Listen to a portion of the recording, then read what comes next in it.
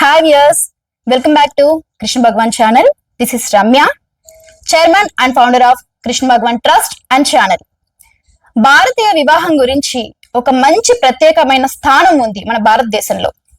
ఈ భారతదేశంలో ఉన్నటువంటి పెళ్లిళ్ళని చూడడానికి ఎక్కడెక్కడి నుంచో చాలా మంది వస్తూ ఉంటారు. ఎందుకంటే మన సాంప్రదాయాలు, మన కట్టుబాట్లు, మన విలువలు వీటిని చాలా ప్రత్యేకంగా చూస్తారు కాబట్టి అందరూ కూడా వీటిని ఎంకరేజ్ చేయడానికి చూడడానికి వస్తూ ఉంటారు. అయితే ఇప్పుడున్న వ్యవస్థలో పెళ్లిళ్ళు ఎంత అతలాకుతలంగా మారిపోయాయి అనే విషయం గురించి నేను మాట్లాడదాం అనుకుంటున్నానండి. ఎందుకంటే ఒక విధంగా చెప్పాలంటే ఇది నేను అటు మాట్లాడట్లేదు, ఇటు అంటే ఆడవారి వైపు మాట్లాడట్లేదు, మగవారి వైపు మాట్లాడట్లేదు, ఇద్దరి విధానాల్లో మాట్లాడతాను. ఇది వీడియో మాత్రం ఎక్కడ కూడా స్కిప్ చేయకుండా ప్రతి ఒక్కరు కూడా చూడండి. అండ్ ఇంకా మన ఛానల్ ఎవరైనా సబ్స్క్రైబ్ చేసుకోకపోతే ప్రతి ఒక్కరు కూడా మన ఛానల్ ని సబ్స్క్రైబ్ చేసుకోండి, మర్చిపోవద్దు. అయితే సీతాదేవి శ్రీరాముడు నడిచినటువంటి భూమి మనది. ఇప్పుడు మనము భార్యాభర్తలుగా ఆదర్శంగా తీసుకోవాలి అంటే సీతారాముల్ని తీసుకుంటాం. ఎందుకంటే కళ్యాణం కూడా వారికే చేస్తాం కాబట్టి సీతారాముల్ని తీసుకుంటాం. భర్త అడవులకు వెళ్తున్నాడు అని చెప్పి భార్య కూడా అడవులకి వెళ్ళింది. భర్త వెళ్ళమన్నాడు అని చెప్పి భార్య అడవుల పాలైనటువంటి విషయం కూడా ఉంది. అయితే ఇటువంటి మన జన్మభూమిలో ఎలాంటి పనులు జరుగుతున్నాయంటే ప్రియుడు కోసం భర్తని చెప్పినటువంటి ఇల్లాలు ఒక దగ్గర, ఇంకా భార్య మీద అనుమానంతో భర్త కుక్కర్లో ఆవిడ్ని చక్కగా ముక్కలుగా చేసి కుక్కర్లో చక్కగా ఉడకబెట్టి పారేసినట్టు భర్త. తల్లికే ఒక ఆవిడ పెళ్లి చేసుకునే ముందు తల్లికే వార్నింగ్ ఇచ్చి నువ్వు నాకు ఇష్టం లేని పెళ్లి చేస్తున్నావు కాబట్టి నేను వాడిని చంపేస్తా అని చెప్పి 20 లక్షలు, అక్షరాలు 20 లక్షలు ఖర్చు పెట్టి భర్తను చంపించింది. ఏంటండి ఏమవుతుంది వ్యవస్థ? అసలు ఎందుకు ఆడవాళ్ళు ఇలా తయారవుతున్నారు? నేనే చెప్పాను, ఆడవాళ్ళకి గౌరవించండి, భర్తలు తాగుడు మానేయండి, కుటుంబాన్ని చూసుకోండి నేనే చెప్పాను. కానీ ఇప్పుడున్న వ్యవస్థను చూస్తుంటే సిగ్గేస్తుంది. అసలు సొసైటీలో ఏం జరుగుతుంది?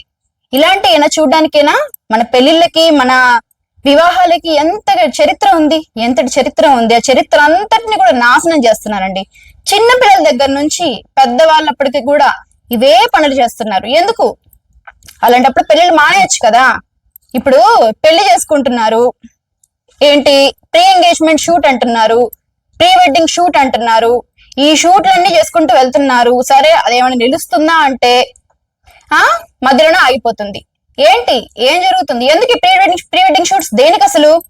ఒకప్పుడు అని అంటే పెళ్లి చూపులు జరిగేవి, అమ్మానికి అబ్బాయి నచ్చాడని అడిగేవారు, అంతా సక్రమంగా జరిగేది, బాగానే ఉండేది. ఇప్పుడు అలా కాదు, ఎవరికి వాళ్ళే వెతుక్కుంటున్నారు. సరే వెతుక్కున్న వాళ్ళు బాగా ఉంటున్నారా అంటే లేదు.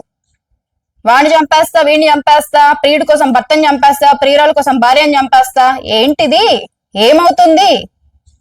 సమాజంలో ఏం జరుగుతుంది? ఏం నేర్చుకుంటున్నారు?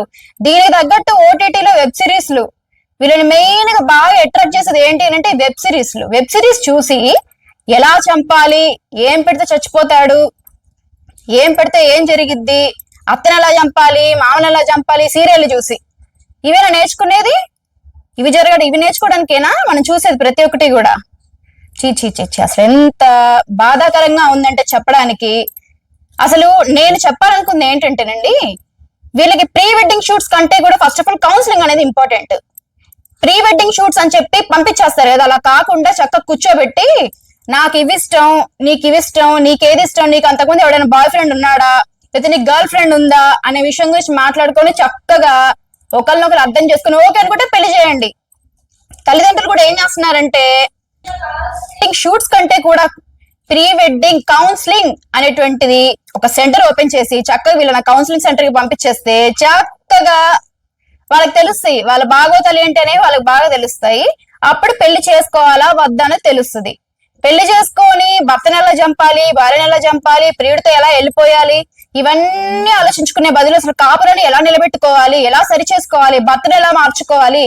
సరే నువ్వు ప్రేమించావమ్మా, నువ్వు లవ్ చేసావు, నీకు ఇష్టం లేని పెళ్లి నువ్వు చేసుకున్నావు, వాడు మర్చిపోయి మళ్ళీ నీ లైఫ్ నువ్వు కొత్త లైఫ్ నువ్వు లీడ్ చేయలేవా? అలా చేయలేదా ఎంతో మంది? ఒక విధంగా చెప్పాలి అంటే సెలబ్రిటీస్ ని మనం అనుకుంటూ ఉంటాం, ఆవిడ 2 పెళ్లిళ్ళు చేసుకున్నాడు, ఆయన 3 పెళ్లిళ్ళు చేసుకున్నాడు అని మనం అంటూ ఉంటాం. ఒక్క విషయం చెప్తున్నాను వినండి, వాళ్ళు విడాకులు ఇచ్చి పెళ్లి చేసుకుంటున్నారు, చంపట్లేదు ఎవరిని కూడా.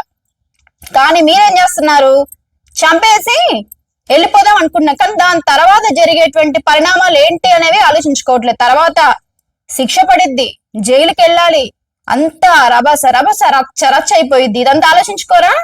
ఎంతసేపు ఎంజాయ్మెంట్, ఇంకిదే కావాలి, ఇంకేమి వద్దు. ఇంకా కొంతమంది మహా స్త్రీలు ఏం చేస్తారంటే పిల్లలు అడ్డు అని చెప్పి పిల్లల్ని కూడా చంపేసి ప్రియుడితో చెక్కేసే వాళ్ళు కూడా ఉన్నారు. జరుగుతుందండి సమాజంలో. నేనేం కల్పించుకొని ఏమీ చెప్పట్లేదు, సమాజంలో జరిగేదే నేను మాట్లాడుతున్నా. ప్రతి ఒక్కటి న్యూస్ మీరు చూసినట్టయితే ఒక్కో దగ్గర ఒక్కోటి జరుగుతుంది. తల్లిని చంపి తల్లి అడ్డొస్తుందని తల్లినే చంపేసి ప్రియుడితో చెక్కేసింది ఒక అమ్మాయి, 10th క్లాస్ పాప. అవసరమా? 10th క్లాస్ లో వెళ్ళిపోవడం అవసరమా? సరే వెళ్ళావు, ఎండలు ఉంటావు వాడి దగ్గర, మళ్ళీ తిరిగి రావాల్సిందే కదా. నువ్వు కన్న తల్లినే చంపడానికి సిద్ధపడ్డావే, నిన్ను అంతగానం కని మోసి పెంచి నిన్ను చదివిస్తుంది, అలాంటి తల్లిని నువ్వు చంపేశావు.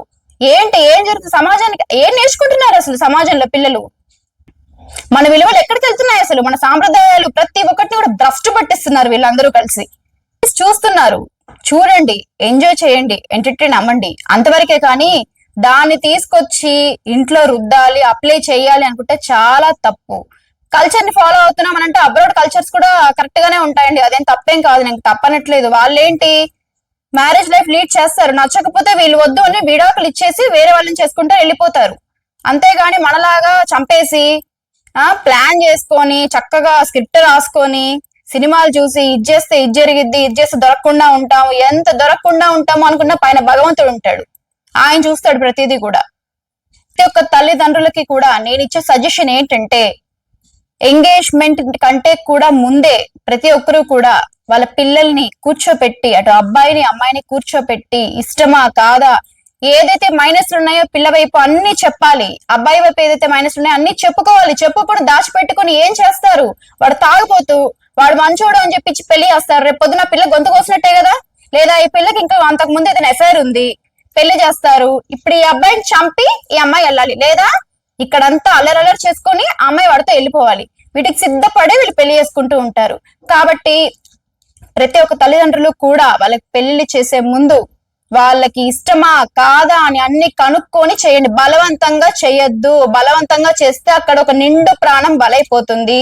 ఇది జాగ్రత్తగా ఆలోచించుకొని తల్లిదండ్రులు సక్రమంగా పిల్లలకి పెళ్లి చేయాలి. అదే విధంగా భార్య భర్తలు ఇద్దరు కూడా వాళ్ళకి అంతకు ముందు ఏదైనా ఉండని, పెళ్ళైన తర్వాత వాళ్ళ లైఫ్ అది కాదు, వాళ్ళ లైఫ్ వేరు, వాళ్ళు కొత్త లైఫ్ లోకి అడుగు పెడుతున్నట్టు. సో ఆ లైఫ్ ని ఎలా లీడ్ చేసుకోవాలి, స్టెప్ బై స్టెప్ బిల్డింగ్ ఎలా కట్టుకోవాలి, ఈ కాపురాన్ని ఎలా నిలబెట్టుకోవాలని ప్రతి ఒక్కరు కూడా ఆలోచించుకోవాలి.